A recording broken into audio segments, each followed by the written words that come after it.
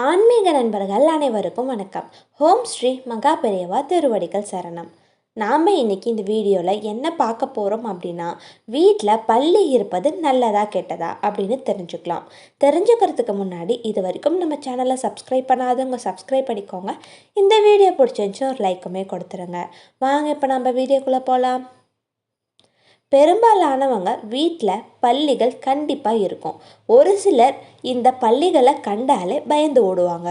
வீட்டில் வண்டு, கரப்பான் பூச்சி, பல்லி இருப்பது இயல்பான ஒரு விஷயம்தான்.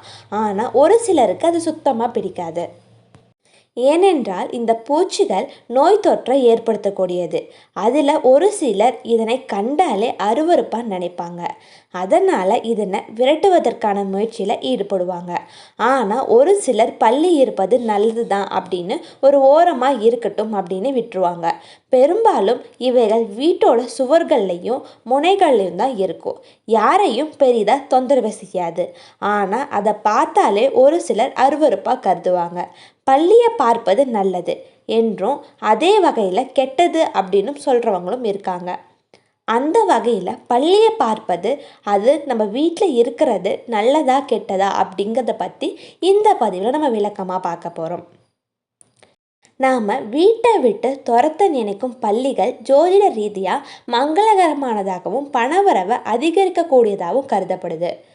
வாஸ்துவுடன் தொடர்புடைய பல்லிகள் பல்லியை லக்ஷ்மி தேவியுடன் தொடர்பு படுத்துவாங்க. ஒரு சில மாநிலங்களில் புதிய வீட்டிற்கு வாஸ்து பூஜை செய்யும்போது வெள்ளியாலான பல்லி சிலைகளை பயன்படுத்தி பூஜை செய்வாங்க. ஏன் அப்படின்னா பல்லி வீட்டிற்கு செல்வத்தையும் மகிழ்ச்சியையும் கொடுக்கும் அப்படின்னு ஜோதிட ரீதியாக நம்பப்படுது.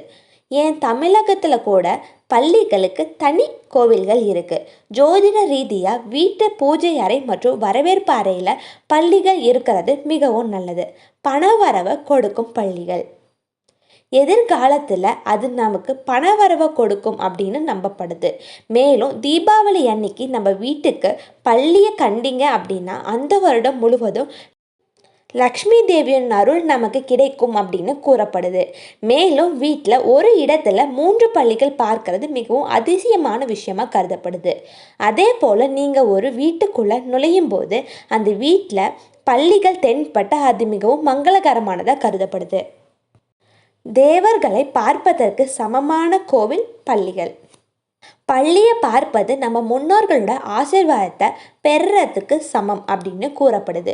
கோவில்களில் உள்ள விருட்ச மரத்தில் பள்ளியை நின்று பார்க்கறது தேவர்களை பார்த்ததுக்கு சமமாக கருதப்படுது.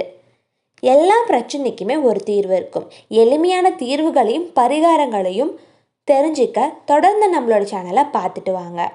அனைவருக்கும் நன்றி. ஹரஹர சங்கர ஜெய ஜெயசங்கர. ஹரஹர சங்கர ஜெய ஜெயசங்கர. இன்னொரு பதிவில் சந்திக்கலாம்.